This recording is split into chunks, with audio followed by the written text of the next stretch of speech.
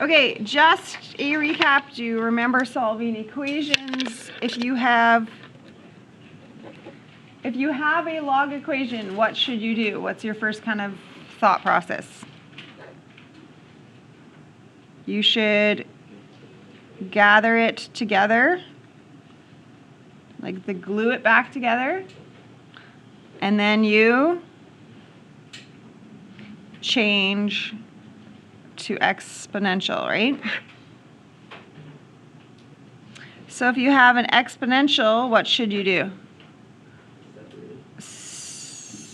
Log it and then separate it. Yeah. So do you notice how these are backwards opposite? Gather, change to exponential, log it, separate. Okay, kind of backwards opposite. Okay, so applying it to word problems. Here we go. Smallville had a population of 13,000 in the year 2000, and then it grew to a population of 19,000 in the year 2014.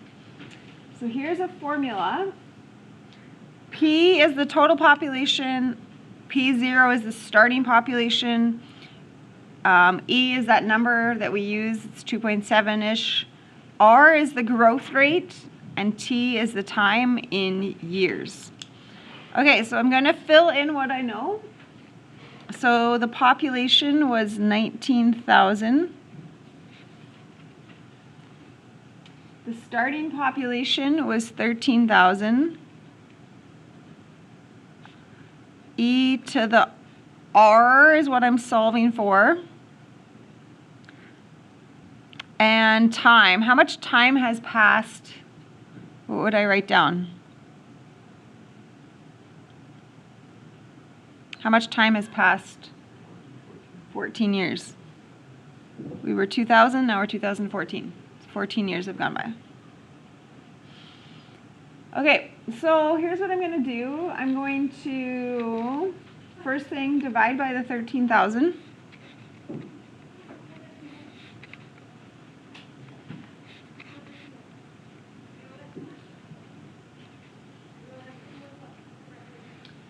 And I'm guessing this is not a nice decimal, so I'm just going to leave it as a fraction, but are you okay if I just take the zeros off at least? Is that okay with you? Just reduce it like that, but I'm going to leave it. Okay, what are we dealing with here? Do we have a log stuff? Do we have exponential stuff? We're in exponential form, right? Because we have a base to an exponent. So we're in exponential form. So what do we do if we're in exponential form? We log both sides and we separate it. Okay, but I'm not just going to log both sides. Does anybody else see a trick? Because there's an E in this one, I'm going to natural log both sides.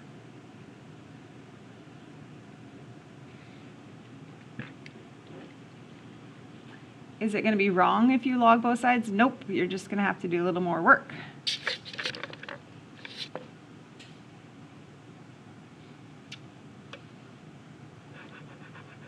Okay, you can leave this or you can separate it. It doesn't matter because it's a calculator thing. So you can just leave it or you could separate it with subtraction. I'm just going to leave it.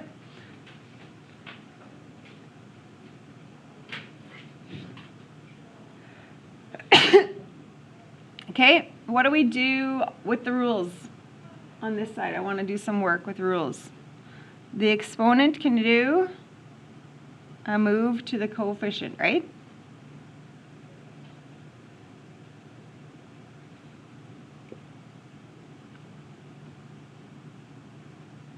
So this is why you do the logs of things, because the log has the rule of the exponent moving down, and then that's the only way you can do algebra to solve. That's the only tool you have to get a variable out of the exponent position is the log rules. Okay, so why did I do natural log? because the natural log of E is 1, and then that saves me some work. So if you'd logged both sides, the log of E you have to leave.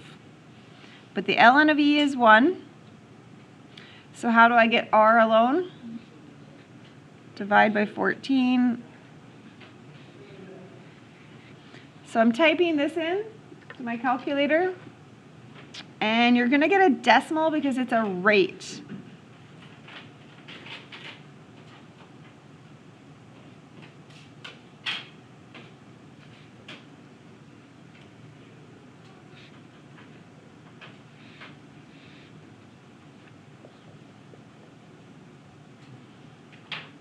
See if we can match it. So this is 2.7% growth of a population. Does that seem reasonable as a life answer? Okay, that's why it's a decimal. It's a 2.7%.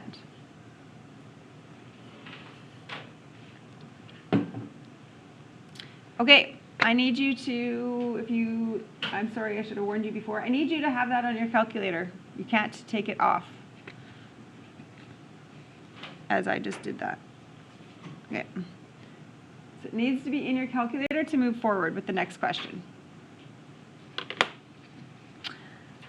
Okay, estimate the population in the year 2020.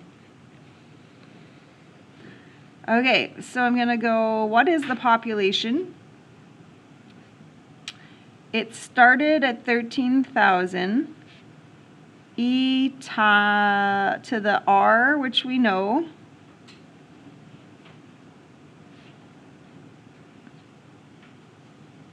And then since this time, 2020 is 20 years past it. When the population was 13,000 to the year now, it's 20 years. Okay, so here's the deal. You have to have this as an exact answer until the end. So here's my steps. This is on my calculator. This is why I put dot, dot, dot, dot. I'm going to go times 20. So it's in there, so times 20. Okay, now I'm going to do E to that. So I'm going to push my E to the answer. E to the answer equals, then I'm going to times it by 13,000. And this is the population. And then this is a population, so this can go to a whole number. So 22,356. Okay, so if you do not keep that in your calculator and you use the answer from this 3 decimal places and you move forward with that, you're going to get your answer wrong. You have to keep the original in there. Okay, so again, I got the answer from step 1, that was the rate. I times the rate by 20 at the top, so that's my exponent. And then I went E to that exponent, then times the 13,000. Okay? And then you can round at the end to a whole number for people. Okay, number 2. You deposit $500 a month into your account, and there's a rate of 8% interest compounded monthly. How do you write 8% interest? 0.08. Compounded monthly. How many months are in a year?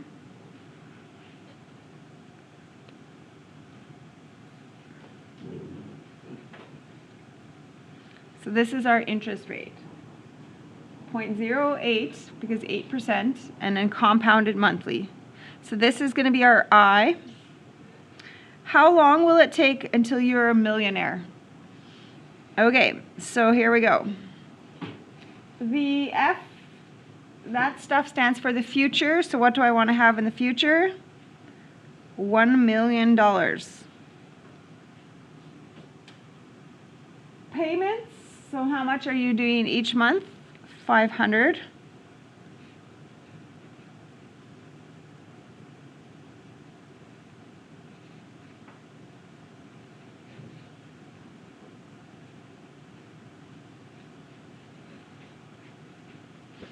Okay, and then I fill in everything, and then we already talked about what the I would be.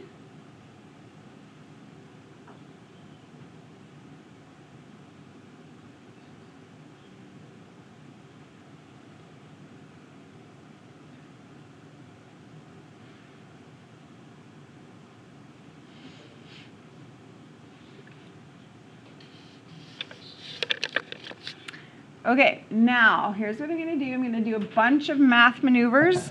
I'm trying to get the n. That's the goal. So I really would like to see this chunk alone. I'd like to see that chunk alone. Okay, so here's what I'm going to be doing. I'm going to divide by 500, right, to get rid of that. I'm going to times by that to get rid of that.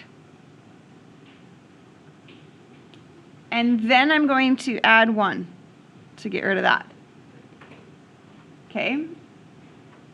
This has to go last, right? Does that make sense? As a maneuver, you would have to do this one last. So this should get you that alone.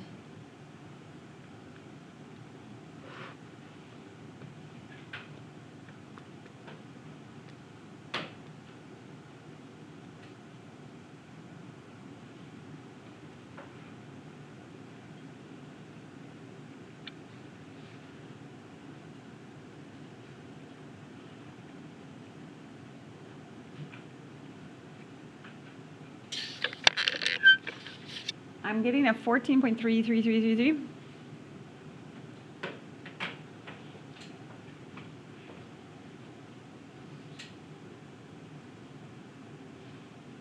Okay, what kind of situation do we have? Exponential, because we have something to an exponent. So now what am I going to do? I'm going to log both sides. If we have exponential, we're going to log both sides.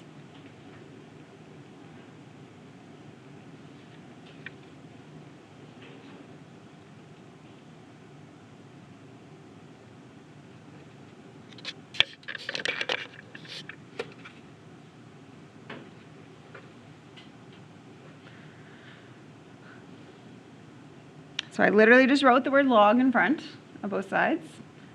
And how does that help us? Because once we do that, we can do the log rules. And the log rules mean I can take an exponent and move it to the front as a multiplier.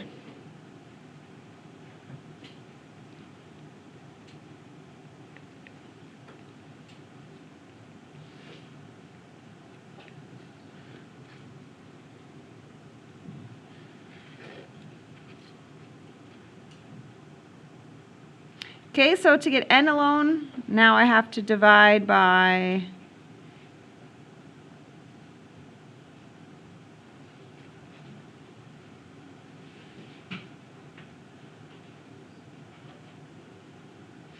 okay, so this is what you're typing into your calculator.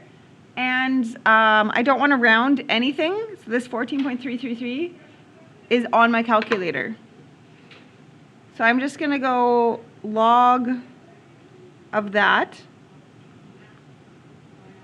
Log of 14.33333 divided by, and then continue on. Do you see how I'm always using my answer button?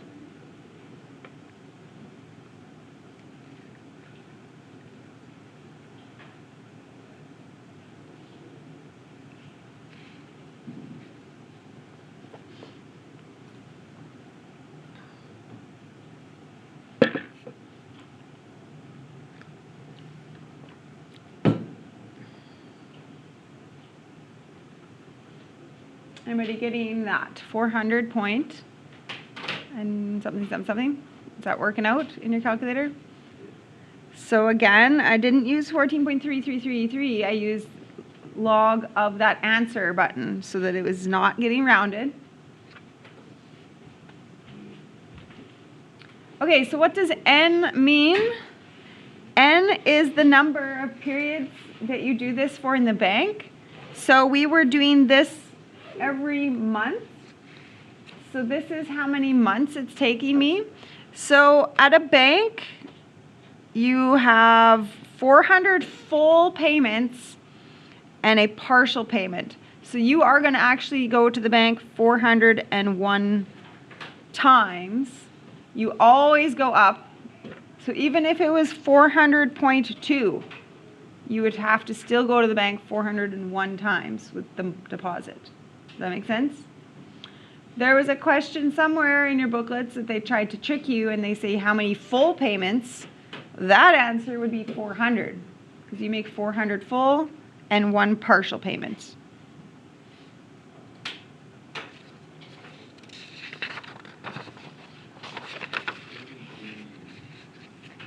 What is it, 33 years? Yeah. Better start now. Plus, you're not going to ever find something that has 8% interest for you, but...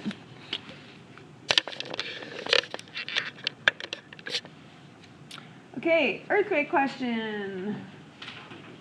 How much more intense is the earthquake in Japan, measuring 8.8 on the Richter, versus Vancouver, measuring 5.3? Okay, so the M is the magnitude on the scale, I is the intensity, and S is the standard. Okay, so then this would be 8.8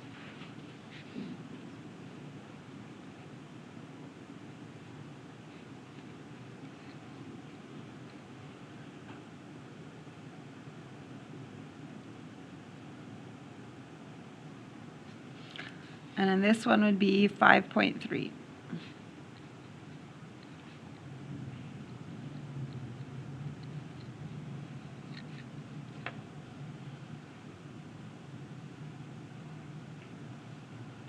Okay, so what kind of situation do I have here? I have a log. So we need to glue it together. Well, there's nothing to glue together. It's just done. And so now we need to change to exponential. Okay, so base exponent equals result. What is the base on this thing? 10. Secret base right there is 10. 10 to the 8.8 equals base exponent result.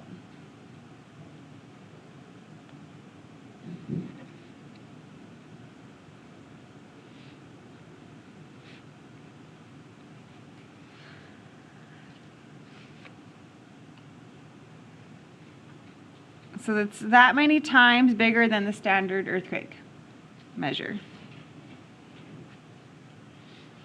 Okay, you can do the exact same thing on the other side.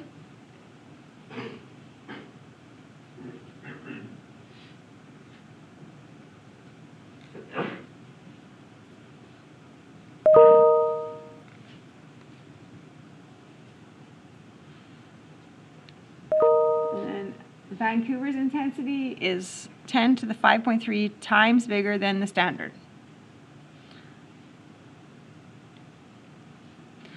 So the question says, how much more times intense is the one in Japan and Vancouver? What kind of math do we do with something that says how many more times intense is something? Should we add, subtract, multiply, or divide them? How much more intense is something than the other? How much more times? So we should divide them. So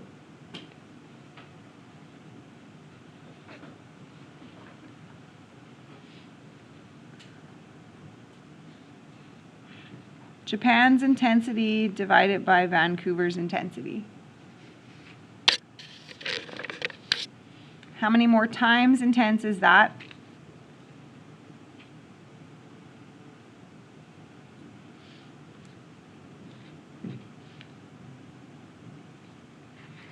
Okay, so this is what we're typing into our calculator, that part, because the S's would cancel, right?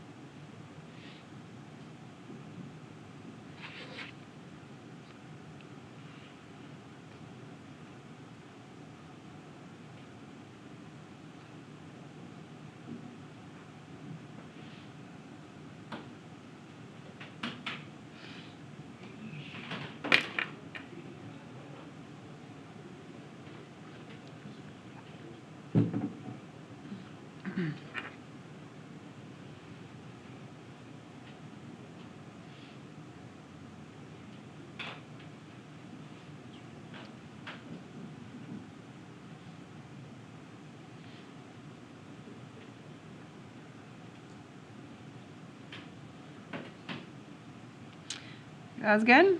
3 decimal places with this course. Make sure you have that, or else I have to deduct. All right, last one.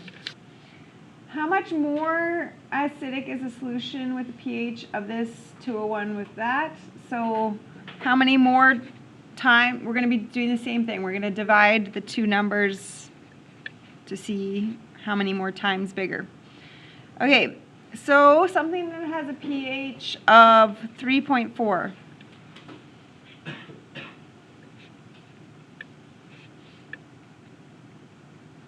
Is anybody in physics that they know what that means? Concentration of the hydrogen ions.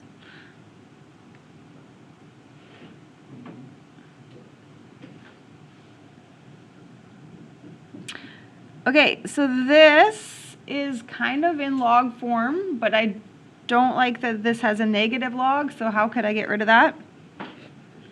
Divide by -1.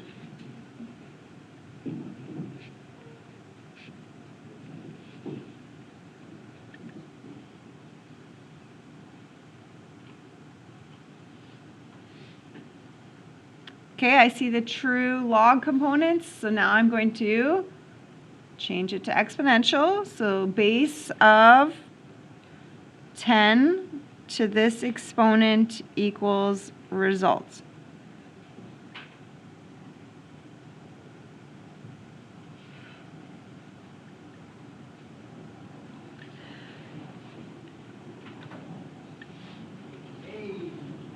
Okay, I'm going to repeat the same thing using 7.8.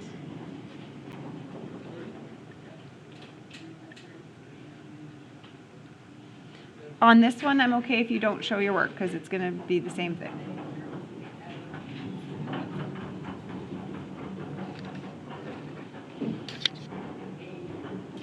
So how much more times acidic is this one than this one? Do you also understand that this is a bigger number? This is a number that's bigger than that number, right? Because this has more negative, so this one divided by this one is how much more times intense.